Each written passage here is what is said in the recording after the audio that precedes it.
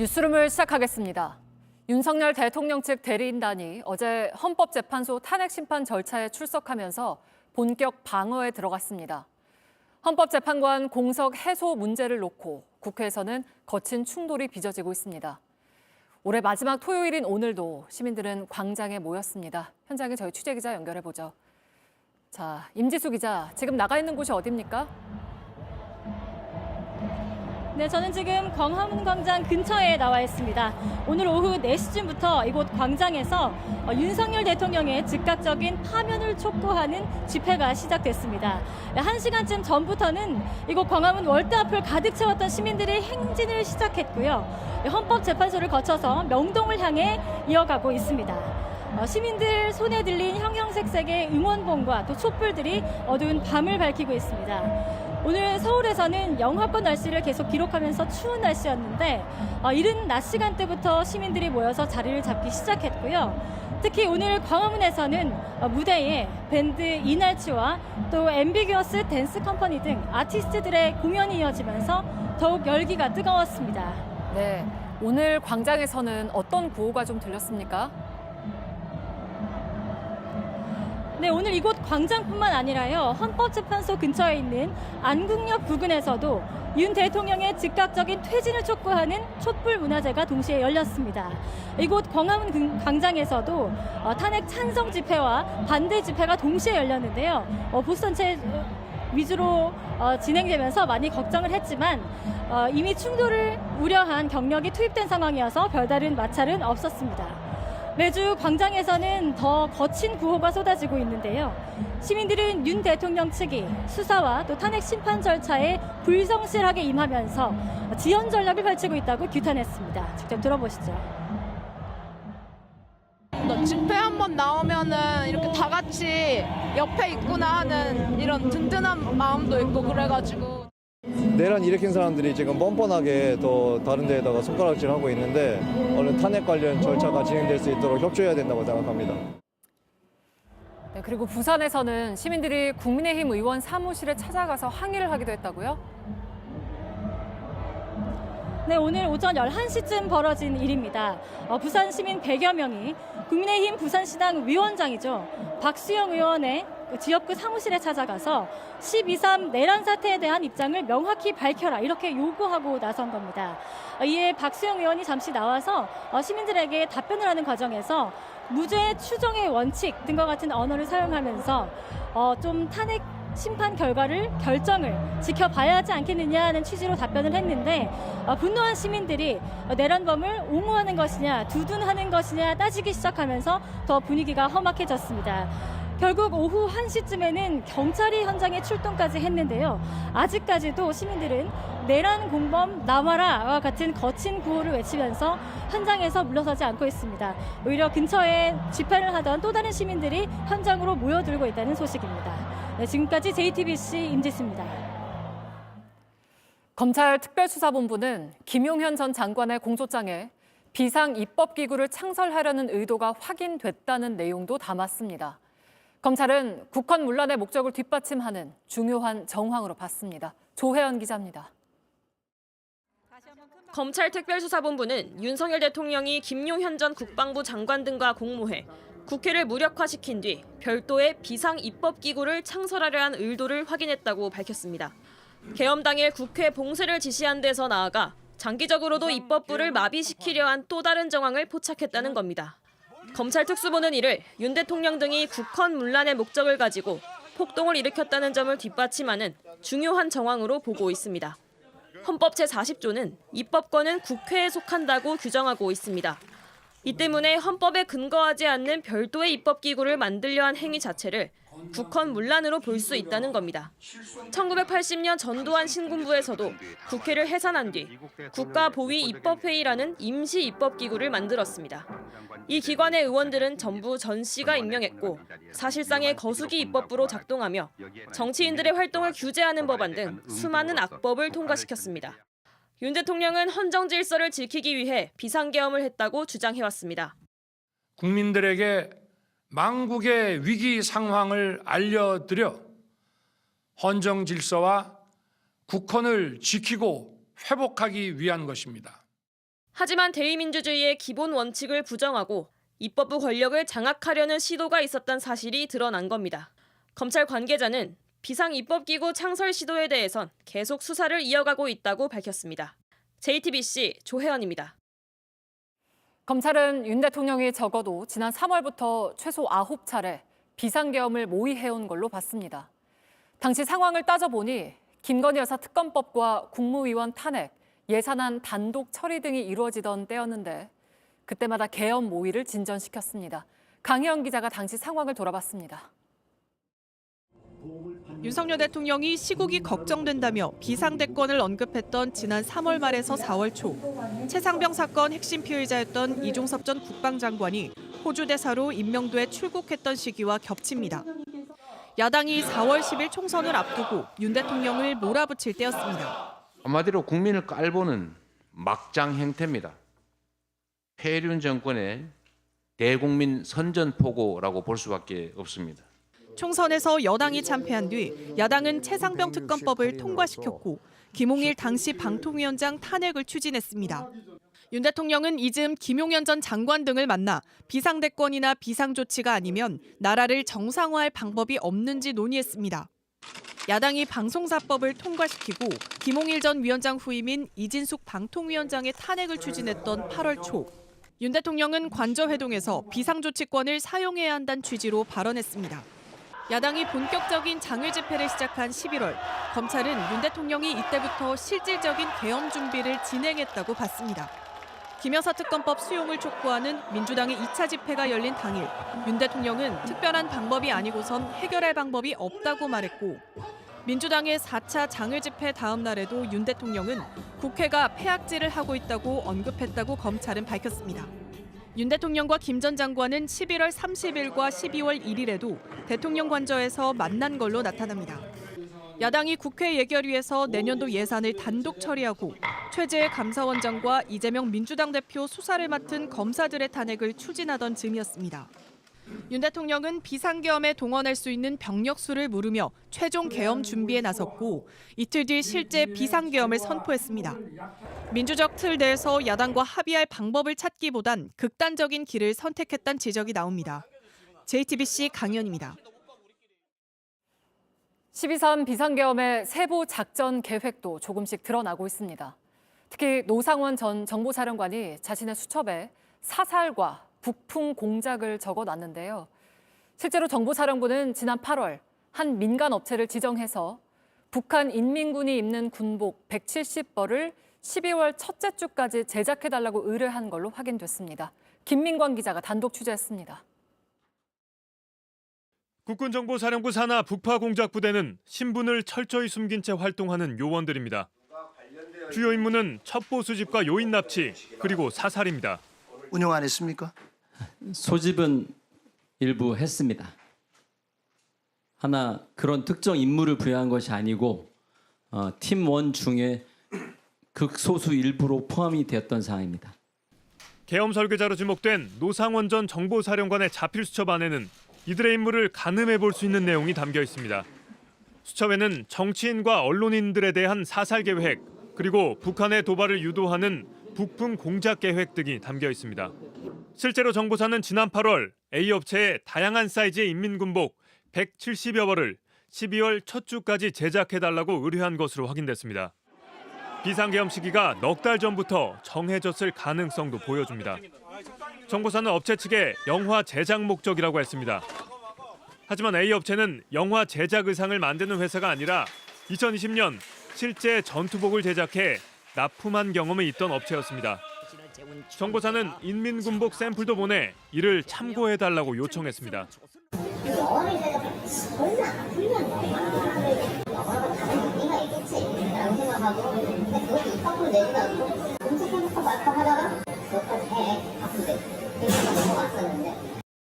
정보사는 지난 7월 긴급 공고를 낸 뒤 8월에 A업체와 수의 계약을 체결했고 예산은 3천만 원을 책정했습니다.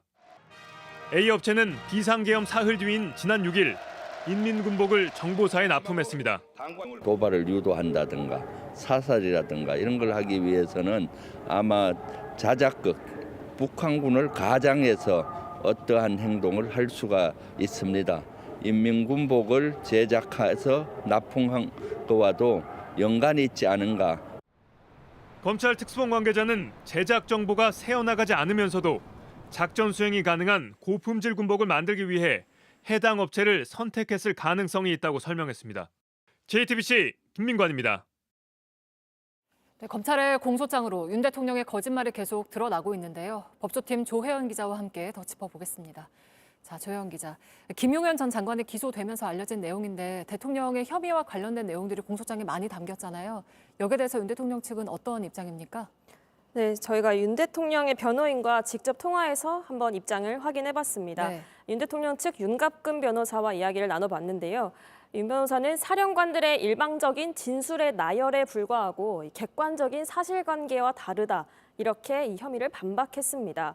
어제 검찰이 알린 공소사실에서 확인된 내용을 보면 윤 대통령이 조지호 경찰청장에게 전화해서 국회에 들어가려는 의원들 다 체포해 이렇게 지시한 부분, 또 특전 사령관에게는 문을 도끼로 부수고서라도 들어가 끄집어내라 이렇게 지시한 내용들 모두 부인했습니다.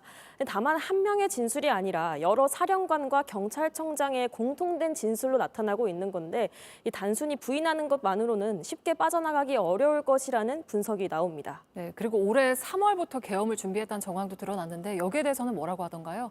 네, 이 부분에 대해서 윤갑근 변호사는 나라를 걱정한 게 어떻게 계엄을 모의한 것이라고 볼 수 있겠냐 이렇게 반박했습니다. 네.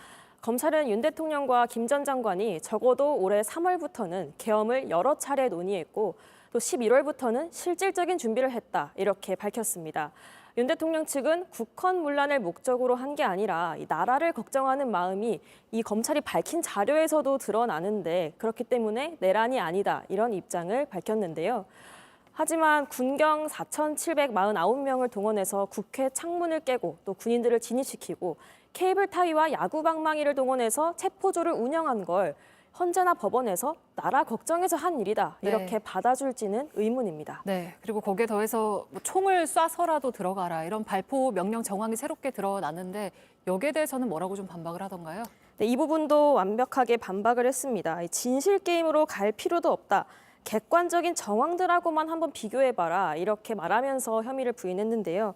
이 김 전 장관 측이 기자회견에서 해왔던 주장과 같이 이 대통령은 처음부터 실탄 지급을 명령한 적도 없었기 때문에 이 발포 명령은 객관적인 사실과 맞지 않다 이렇게 주장했습니다. 있을 수 없는 일이라 이렇게 주장을 한 건데요. 네.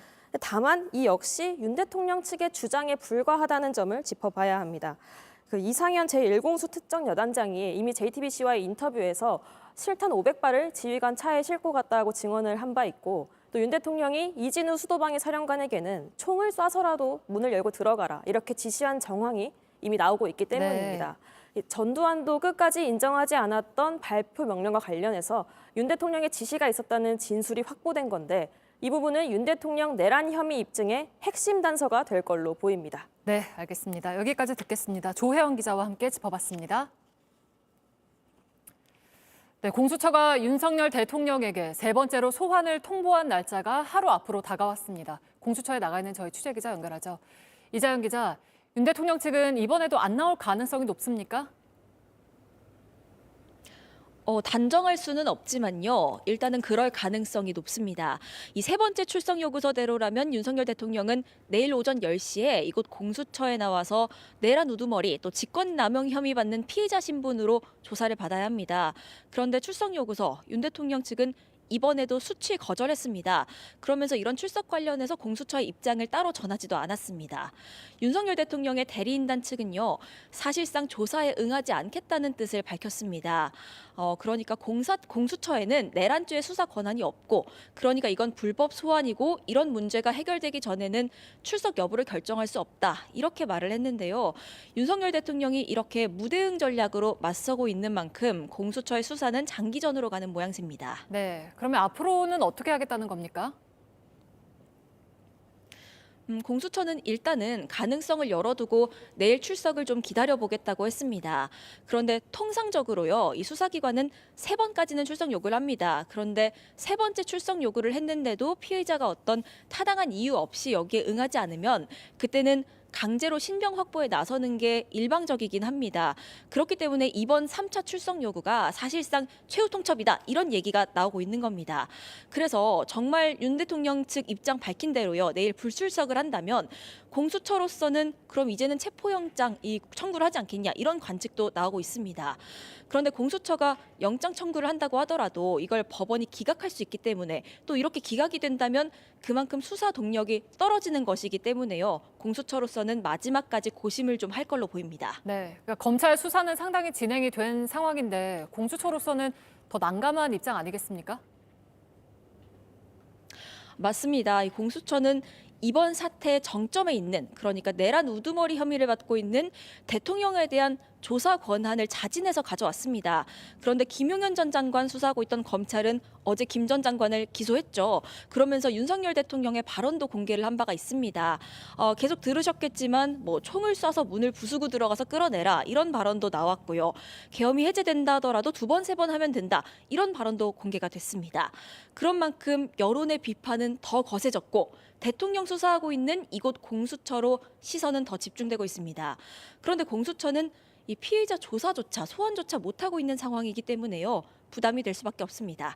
지금까지 공수처에서 JTBC 이자연입니다. 네, 이번엔 서울 한남동 대통령 관저 연결하겠습니다. 오원석 기자, 자, 오늘은 그동안 취재를 막아왔던 관저 입구 근처까지 취재진이 들어갈 수 있었다면서요? 네, 저는 서울 한남동 대통령 관저 입구 인근에 나와 있습니다. 관저 입구에서 약 50m밖에 떨어지지 않은 곳인데요. 지금까지 이곳은 취재진의 출입과 촬영이 전면적으로 금지됐던 곳입니다. 그런데 오늘은 이렇게까지 가까이 접근할 수 있었습니다. 아무래도 그동안 시민들 통행이 굉장히 불편하다. 이런 의견이 굉장히 많이 나왔었는데 이 때문에 규정이 다소 완화된 거로 보입니다. 네, 보수단체들이 모여서 윤석열 대통령을 지지하는 집회가 있었죠? 네, 오늘 관저 인근에서도 집회가 이어졌습니다. 오늘 낮에는 윤석열 대통령을 응원하기 위한 보수단체의 집회가 열렸는데요. 30명에서 40명가량이 모여가지고 부정선거 부패 방지대 이와 같은 문구가 적힌 붉은색 깃발을 들었습니다. 이들은 윤 대통령의 비상계엄으로 인해서 오히려 부정선거가 폭로된 것이다. 우리는 윤석열 대통령을 지지하기 위한 집회다. 이런 식의 주장을 이어갔습니다. 오늘 보수단체 집회는 오후 1시쯤부터 약 2시간 만에 종료됐습니다. 오늘 관저 앞에서는 대통령 퇴진을 요구하는 집회는 열리지 않아서 집회 참가자들 사이에 충돌은 없었습니다. 네, 계속 칩거를 이어가는 윤석열 대통령이 어떤 생각인지 혹시 취재된 내용이 있습니까? 네, 윤 대통령은 지난 14일 국회에서 탄핵 소추안이 가결된 직후 직접 담화문을 발표한 바 있죠. 그 이후부터 오늘까지 14일째 관저에 칩거하면서 침묵으로 일관하고 있습니다. 내일 공수처의 출석 요구에도 응하지 않을 거란 예상이 나오는데요. 공수처에는 내란죄 수사 권한이 없다 이런 입장인 거로 전해졌습니다. 대신 윤 대통령 측은 어제 오전 배보윤 변호사 등 대리인을 꾸려서 헌법재판소에 선임계를 내고 변론 준비 기일에 출석했습니다. 공수처의 출석 요구는 불법으로 규정하면서 헌재의 탄핵 심판 변론에만 집중하는 전략 아니냐 이런 해석이 나오고 있는 상황입니다. 지금까지 서울 한남동 대통령 관저 인근에서 JTBC 오원석입니다. 네, 어제부터 권한대행 일정을 시작한 최상목 대행은 공식 외부 일정 없이 업무 보고를 받았습니다. 헌법재판관 임명이나 특검법 처리와 관련해서는 이야기하지 않았습니다. 이상화 기자입니다. 최상목 대통령 권한대행은 오늘 정부 서울청사로 출근해 각 부처별 업무 보고를 받았습니다. 경험이 없는 외교와 국방 현안 보고에 집중하며 비상정부 운영 방안을 고심한 걸로 전해졌습니다. 공식 외부 일정이나 메시지는 없었습니다. 어제는 권한대행 업무를 시작하면서 서면 대국민 담화문을 발표하고 국가안전보장회의를 열었습니다. 헌전사상 초유의 국가 비상 상황입니다. 한치 앞도 가늠할 수 없는 정치적 불확실성이 국가 안보를 위협하고 있습니다.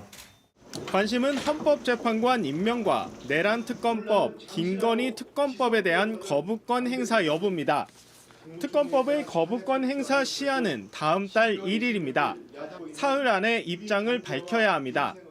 최대행은 어제 권한대행의 권한대행은 역할이 매우 제한적이라고 많은 사람들이 말하고 있다고 했는데 고심을 거듭할 걸로 예상됩니다. 이런 가운데 최대행이 계엄 사태 후 어차피 탄핵은 기정사실이란 취지의 발언을 했다는 주장도 제기됐습니다. 지난 6일 비공개 대외경제자문회의에 참석했던 김양희 대구대 교수가 소셜미디어에 이 같은 내용을 전한 겁니다. 기획재정부는 최대행이 당시 이 같은 취지의 발언을 한 적이 없다고 밝혔습니다. JTBC 이상화입니다. 윤석열 대통령 측이 헌법재판소 6인 체제는 불완전하다고 주장하는 가운데 국민의힘은 최상목 권한대행을 향해서도 헌법재판관 임명을 보류해달라고 했습니다. 민주당은 사실상 윤 대통령 탄핵을 지연시키는 전략이라고 비판했습니다. 강버들 기자입니다.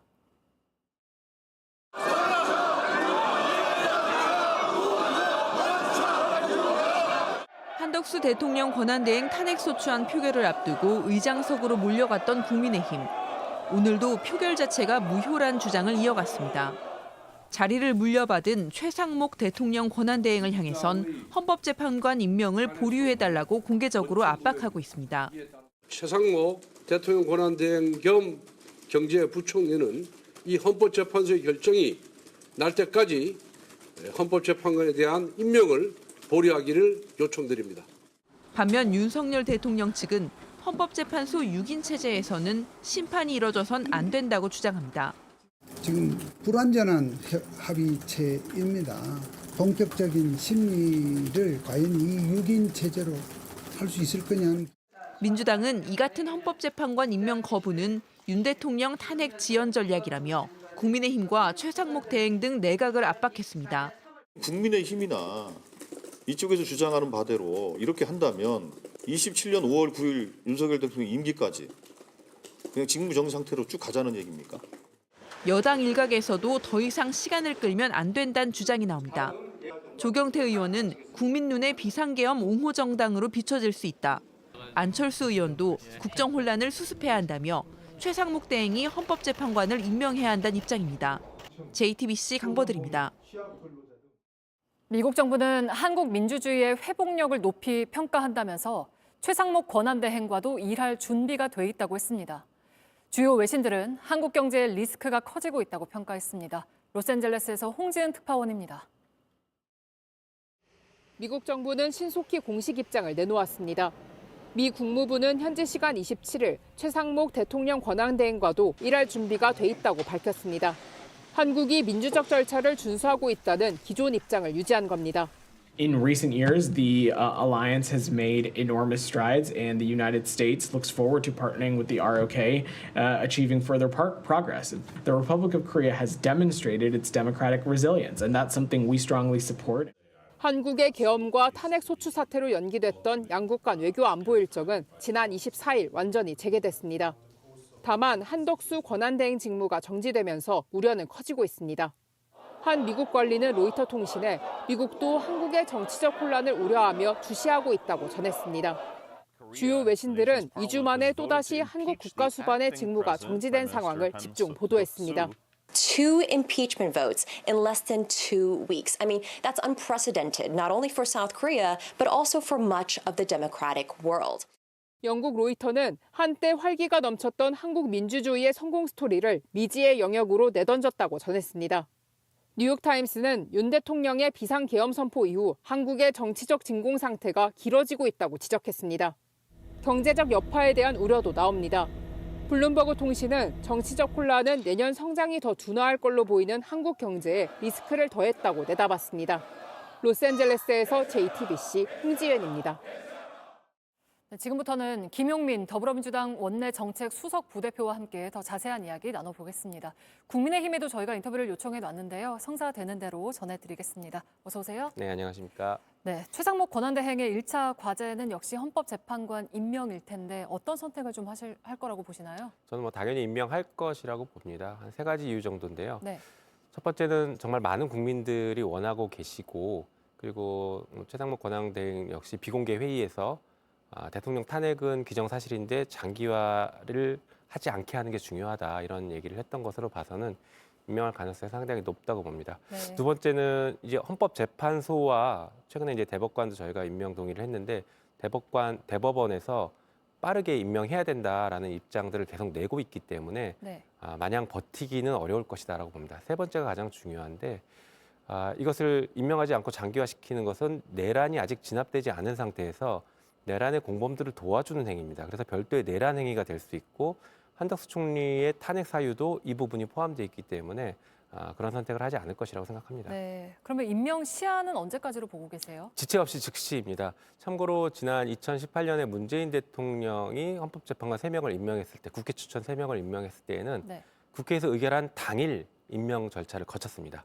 그래서 지체 없이 바로 임명해야 됩니다. 그러면은 그 지체 없이 즉시가 지켜지지 않을 경우에는 어떻게 좀 생각을 하실까요? 글쎄 저희는 일단 그런 상황이 발생하지 않을 것이다라고는 예상하고 있는데 저희 예상과 달리 임명을 사실상 거부한다라고 하면 네. 그때는 저희가 이게 내란 행위를 진압할 수 있는 상황인지에 대한 판단을 해보고 거기에 따라서 결정하려고 합니다.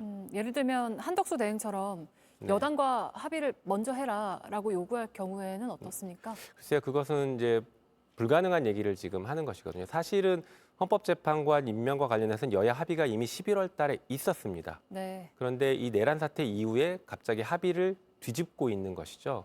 그래서 이미 합의가 있었던 것이고 그다음 권한대행의 임명권은 사실 그러니까 대통령의 임명권은 형식적 임명권에 불과하지 재량이 없습니다. 그래서 여야가 합의해야 된다는 조건 자체가 위헌적인 조건이라고 생각합니다. 네. 헌법재판관 임명과 별개로 이제 다음 달 1일에 김건희 여사 특검법과 내란 특검법 공포 시한인데 헌법재판관도 임명하지 않고 또 거부권을 행사할 경우에는 어떻게 좀 하실 생각이실까요? 글쎄 이제 개별 사안에 따라 저희가 대응을 할 생각이고요. 네. 일단 거부권을 만약에 행사한다라고 하면 제의 표결을 해서 저희는 빠르게 가결시킬 생각입니다. 그리고 현재 가결 가능성이 상당히 높은 상태이고요. 왜냐하면 어제 뉴스에도 나왔지만 윤석열 대통령이 총을 쏴서라도 국회의원을 끌어내라라고 했던 것은 네. 매우 심각한 범죄입니다. 그래서 마냥 국민의힘도 재의결을 거부하기는 어렵다고 봅니다. 어쨌든 이런 종합적인 판단을 했을 때 저희가 내란을 진압해야 되는 상황이다라고 하면 저희는 과감하게 네. 특단의 조치들을 다 취할 수 있다라고 생각하고 있습니다. 뭐 또 탄핵을 할 계획도 그것 포함될까요? 포함해서 저희들이 다 조치를 취할 생각입니다. 네, 알겠습니다. 잠깐 말씀하신 것처럼 뭐 헌법재판관 임명에는 아무 문제가 없다라고 이제 헌법재판소나 헌법재판관 후보자들 다 이야기를 하고 있는 상황인데 한덕수 대행은 이걸 거부한 이유를 민주당은 지금 뭐라고 파악하고 계신가요? 일단 좋게 생각하면 표면적인 이유라고 생각하면 지금 그 권한대행의 범위를 넘어서는 것 아니냐라고 스스로 좀 좁게 해석하고 있는 것이고요. 네. 실제 이유를 생각해 보면 한덕수 총리 역시 이 내란죄 공범이거든요. 게다가 주요 임무를 종사한 핵심 공범으로 지금 급부상하고 있습니다. 그래서 본인의 재판이나 그런 헌법재판과 연결이 될 수 있기 때문에 거부를 하고 시간을 끌었던 게 아닐까라고 생각하고 있습니다. 네. 그리고 또 한 가지는 윤석열 대통령이 내일 공수처 조사를 받으러 나올까요? 어떨까요? 당연히 나가야 하죠. 그런데 안 나갈 것이라고 저희는 생각하고 있습니다. 네. 아직까지도 경호 문제나 이런 것들에 전혀 협조를 하지 않고 있고 변호인 선임계도 내지 않고 있어서 안 나가는 수순으로 갈 것이다 이렇게 예상은 되고 있습니다. 네. 하지만 가장 법을 지켜야 되는 고위공직자가 먼저 스스로 법을 안 지키면 법치주의 자체를 무너뜨리는 행위입니다. 매우 심각한 상황입니다. 그러니까 통상 3차례 소환에 응하지 않으면 체포영장을 청구할 수 있는데 네. 근데 3번째인 내일도 나오지 않으면 즉각 이제 체포하고 구속이 필요하다라고 보시는 건가요? 네, 당연합니다. 사실은 한 번만 불출석하고 소환에 응하지 않더라도 체포영장 발부는 얼마든지 가능합니다. 그렇지만 현직 대통령 신분인 것을 고려하면 3번 정도 불출석했을 때 체포영장 청구한다. 저는 당연히 필요하다고 보고 신속하게 조치를 취해야 된다고 생각합니다. 국민들이 너무 불안해하고 계십니다. 네, 알겠습니다. 내일 한번 지켜봐야 할 것 같습니다. 저희가 앞서 말씀드린 대로 국민의힘 의원들에게도 인터뷰를 제안해 놨으니까요. 성사되는 대로 전해드리겠습니다. 김용민 더불어민주당 원내정책수석 부대표와 함께했습니다. 고맙습니다. 네, 감사합니다.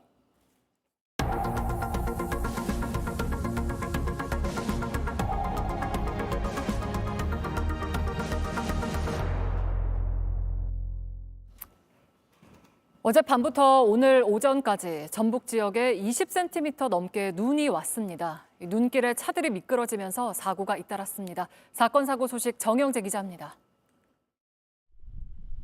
추수를 마친 논은 하얀 도화지로 변했습니다. 비닐하우스 위에도 지붕 위에도 눈이 수북이 쌓였습니다. 삽으로 퍼내고 빗자루로 쓸어내도 치워지지 않습니다. 트랙터까지 나서 도로 위 눈을 긁어냅니다. 어젯밤부터 순창과 정읍, 전북 지역에 20cm가 넘는 눈이 내려 눈길 사고가 잇따랐습니다.